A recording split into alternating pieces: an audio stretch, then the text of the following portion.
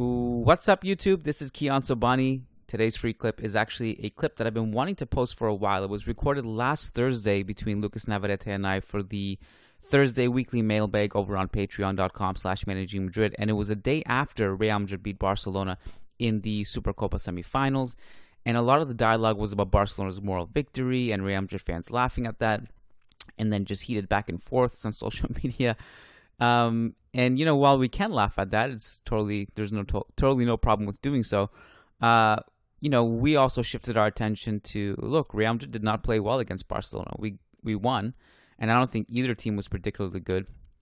So we discussed that should be our focus. So we discussed things to improve on, whether we're too predictable, and we took some questions on Carlo Ancelotti and whether he's the right manager moving forward. And so today's clip is from that Thursday podcast, and it's still relevant because Real Madrid have only played one game since then. And as always, a reminder that I would like to put a lot of timely things on YouTube daily if I could, right away after we record them. But I don't have the time and the resources to currently do that because I'm so busy with the podcast itself. So a reminder, if you want timely analysis in the moment, day of, an hour after the game, half hour after the game, everything not only on the games, the news itself that comes in Real Madrid. We record every day pretty much. So go to your podcast app, flip it open, whether you're on Spotify, Apple, whatever app you have, whatever phone you have, and just search Managing Madrid and get that directly to your phone, push through so you can listen to it on your commutes, your cooking, whatever else you do. And also we record bonus content on Tuesdays, Thursdays, and it's usually Wednesdays if there's a game or if there's breaking news. And that's over on patreon.com/managing Madrid. If you want to go even deeper with us, you go to patreon.com/managing Madrid. A little less $3 a month gets you access to everything. So just put aside one Starbucks coffee per month and allocate it towards quality journalism if you believe in that stuff, which I hope you do if you listen to this channel and you listen to the podcast. We dedicate our lives to covering Real Madrid in a different way where we can actually analyze the team on a tactical level, talk about its history, and get away from some of the sensationalist stuff. So, yeah, thank you for listening to that little spiel, and here is today's clip from last Thursday's mailbag. Enjoy.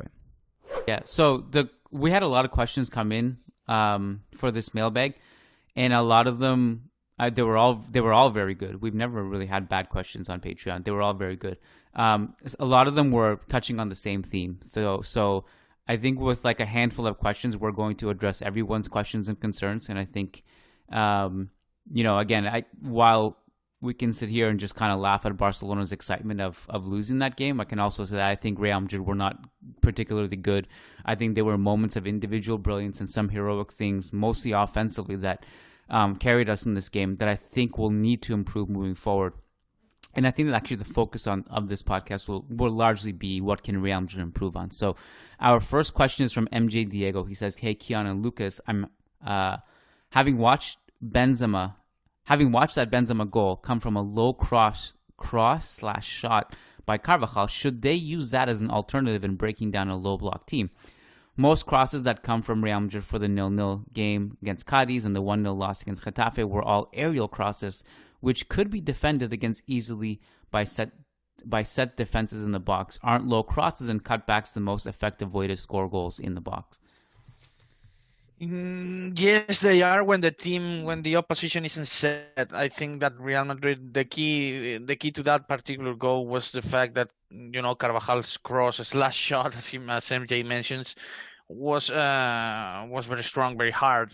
So, but otherwise, I think that set defensive lines have a better chance and a much easier task of clearing that kind of cross, that kind of pass when it's going low rather than when it's in the air. Obviously Real Madrid are not a very powerful team on the air, but I think it's harder for the opposition to mark the opposing player when the ball is in the air rather than when the ball is going low. You can focus on the ball instead of focusing on marking the man when the ball is going low as it was yesterday. Again, I think Carvajal did a very good job of, if he's going to pass it low, I think is crucial to hit that ball pretty hard, so that it's very hard to control that kind of clearance for the defenders.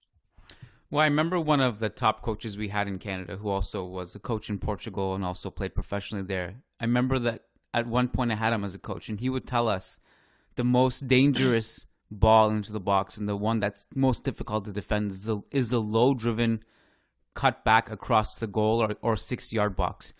Partly because, well, it's closer to goal, but it's also just difficult to defend, and also it has a degree of variance that is unpredictable. It can cause bounces. It can cause own goals. It's harder to clear in some ways, and can cause rebounds and deflections and all that stuff. So he would always harp on that, and even like corners, he would say drive it as opposed to lofting it because it's more difficult to defend, and you can kind of get something behind it. But I also think there's a context to this which you explained really well, and also like we broke that goal down on last night's podcast, and we brought up the video too for those who were on Zoom who saw us talking about it. But if you look at, there's also the who's defending it is the other question, right? So Cadiz and Getafe are not going to allow those opportunities, even if it's a low cutback, the way Barca did. If you look at that Barca sequence, first of all, it starts with Mendy putting Alves in a blender, and then he cuts it back, I think, to Benzema, if my memory serves correctly. And then what happens is Carvajal is wide open at the far post to receive that and cross it because Ousmane Dembele is not marking him at all, and that was his man. He just stopped tracking and stopped defending him. I like Cadiz and Getafe aren't going to allow opportunities like that, and Barcelona's defense is just flat out bad. Like they're not going to be able to defend that as well as a Cadiz or a Getafe will. So I think in principle, yeah, our low cutbacks have actually been pretty dangerous, much better than our aerial ones, especially in an era that we don't really have aerial threats. But it's also it's not easy to generate those opportunities. And even Pep has famously said, against a low block, we have to just start crossing sometimes because there's no other way through. Right. Having said that, I think Manchester City are actually very good at moving in that half space and creating cutbacks for themselves and creating kind of that goal that MJ is alluding to here. But it is difficult, and it really depends on what the defense gives you at times, right? Yeah, correct. Rovi Taghiev says, "Hi guys, after listening to yesterday's Zoom podcast, it got me thinking about the question that was asked about if we get Haaland and Mbappe, is Ancelotti the right manager for Real Madrid? And I can't quite understand why wouldn't he be. Yes, I agree with Keon that tactically he's not the same as Klopp and Tuchel, but does he have to be? I mean, do we have to complicate football and think of it as only about tactics? In my opinion, Carlo was a better manager than Klopp and Tuchel, and his records throughout the years prove that. Sorry for the complicated question, and thanks for the podcast." I don't exactly or know with precision what was said and what kind of points you made in yesterday's Zoom, which is what Robbie is alluding to. But I would disagree with saying that Ancelotti is a better manager than Klopp and Tuchel right now, which doesn't necessarily mean that neither Klopp nor Tuchel might actually be a better fit for Real Madrid given the circumstances and the atmosphere surrounding the club, the press, and also the egos in the dressing room, the patience needed, the almost absolute lack of patience around the club and around its project. So but obviously context aside, I think that Klopp and Tuchel would be ahead of Ancelotti. But again, Ancelotti I think would be I would agree with Robbie when he says that Ancelotti, I wouldn't have a problem with Ancelotti coaching Haaland and Mbappe next season. I don't think he would build a very exciting project as Tuchel and Klopp could do with them.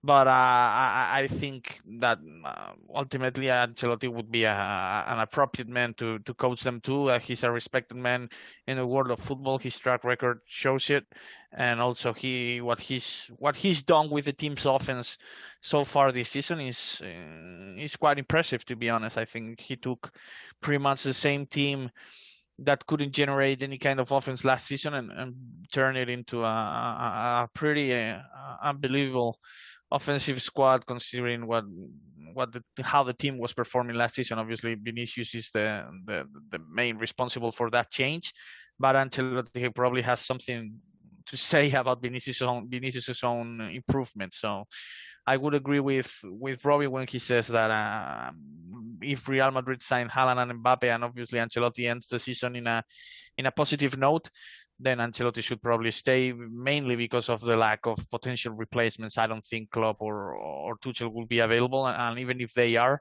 I think there are obvious and considerable concerns about whether or not they're actually a good fit for the kind of club Real Madrid are. Yeah, it's a tricky one because like how there are so many different kinds of managers, right? There's like the tactical experts who we're not necessarily sure if they can go and manage a dressing room, right? You know, there's even like, let's be honest, there's a lot of people who understand football, even people like that we're friends with who have incredible tactical knowledge. They can write incredible tactical pieces, but none of those people are going to be able to walk into a managerial position and start telling superstars what to do, right? There's charisma, there's experience, there's credibility. All that stuff goes into consideration, and why Rafa Benitez has struggled in so many different situations as well, right? Yeah. But also succeeded in certain situations. It really depends on who you're managing. I think like, and I brought up a quote yesterday that Bernardo Silva had. I brought it up on the podcast yesterday. Bernardo Silva said a few days ago that some managers he's had, and he doesn't name any names, but I can guess that he's referring to his national team manager.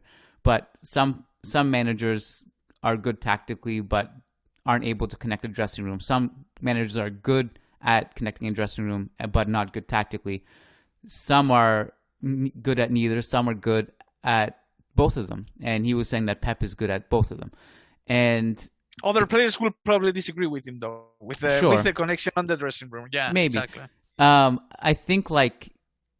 I think Carlo was actually a nice sweet spot where I don't think he's a tactical genius, but I don't think he's tactically inept. And part of the reason why you have a good coaching staff around you is like David Ancelotti, from what we understand and know about him, is actually very, very intelligent and can point out some of these tactical nuances to Carlo. And I'm almost certain, and I can't prove it, but a lot of the stuff that Carlo says from a tactical level in press conferences are definitely coming from David, if you ask me. He's a very smart guy. He knows how to use analytics, the way they review film and stuff. And plus Carlo has the man managing ability, right? Yeah. So I think he's a good fit. And you look back on some of our Champions League victories, a lot of them have been managed by people who have had that balance of tactics and management ability. Yeah. So I think he's a really good manager that has the balance of both. And what I think Ancelotti, I think Ancelotti has proven in different press conferences and in different quotes that he might be a better tactical manager than some give him credit for. I think that some of the comparisons he's made in the past with some players and the way for example, the way he utilized and used and saw Isco as a false nine, for example, during his first tenure in Real Madrid back in 2014-15, remember that Isco was used brilliantly, to be honest, as a false nine during that small instance. The way he used Di Maria when the team needed him and when the team needed a body in the central midfield position because everyone else was injured. The way ultimately, I think there are many examples to think that Ancelotti is smarter and understands football better than some give him credit for. I think he's obviously not a genius, maybe like Klopp or Tuchel or Pep or maybe he's not that revolutionary as these three I just mentioned, but I think he understands football way better than sometimes people give him credit for, and also definitely his charisma and his likability is definitely there because even the press likes him. So I think he's a good fit for a club as Real Madrid, where you need to mix them both. I also felt that way about Zidane too, in a lot of ways. That we talked so much about his man management ability that I almost felt like we've completely assumed that he's just tactically inept. Whereas, I think he was underrated tactically when you consider everything. He in a lot of big games, I think he came good and got it right. And the way it ended was a kind of maybe just so much time had passed and maybe he didn't have the same stronghold on the man management and ability to keep everyone happy. I think that's difficult, but I think he was good, all things considered. With Ancelotti, I mean, look, we can even say he's not a tactical genius, but which I think is probably accurate when you start maybe comparing him with other great tacticians. But like I almost like feel silly and disrespectful and embarrassed if we all saw Real Madrid's 5-0 aggregate victory over Pep's Bayern, and Right. I am like, how can I sit here and say that Ancelotti doesn't understand tactics when I saw that masterclass and the fact that Bayern did nothing, and the fact that we put Robin in our pocket, and the fact that we absolutely destroyed them. And a complete different version of the team than when you were facing Atletico in the final. A much more creative version of the team, possession-oriented style with Isco, with Marcelo. So, again, I think he was creative, he was flexible, and versatile enough for Real Madrid. Yeah. Well, that's the other thing too. I almost feel like the matchup we matched up. Atletico was a much more difficult matchup for us than anything that like a Barca, a Lucho's Barca, or a Pep's Bayern threw against us. Like from a matchup perspective, Atletico were much more difficult for us because of their defensive ability and their ability to just get under our skin, play really aggressive, close the channels. It was more difficult for us. So it's a nuanced discussion. We're gonna come back to Carlo in a second because there's more questions about him, including the next one. Adar Zalikovic, he says, "Hey guys, since Carlo has stated that we will play in a 4-3-3 formation, it feels like everything is so predictable. Maybe against La Liga teams it's possible to get away with. I'm guessing that world-class coaches such as Pep, Klopp, Tuchel, Pochettino would know how to prepare for this style. So where would our edge be when it comes to Champions League against the big teams? Are we basing everything on talent and no tactics? What is done behind the scenes so that we won't be so predictable?" I think Real Madrid and Ancelotti made a conscious change of a style during the first third of the season.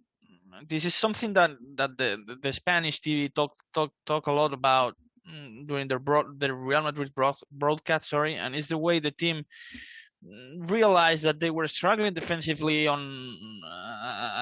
especially on counterattacks and all that. So I think it was against Shakhtar at the Bernabeu that Ancelotti said, "Okay, let's regroup defensively and sit back and build a little bit of a lower block when we're defending, because pressing and this possession-oriented style with 65% of possession and of the time Real Madrid having the ball might not be working for us defensively."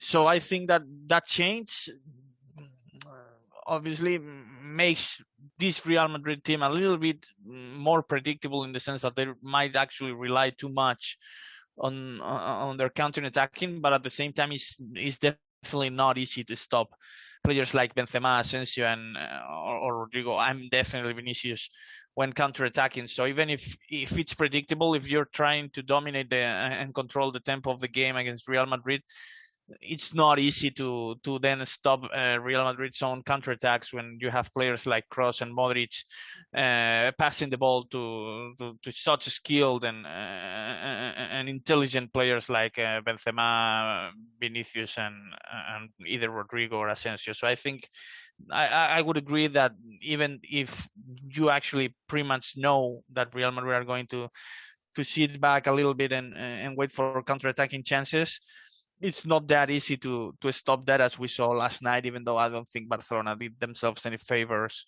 with the way they defended. But ultimately, I think that it's not easy to stop Real Madrid's counterattacks.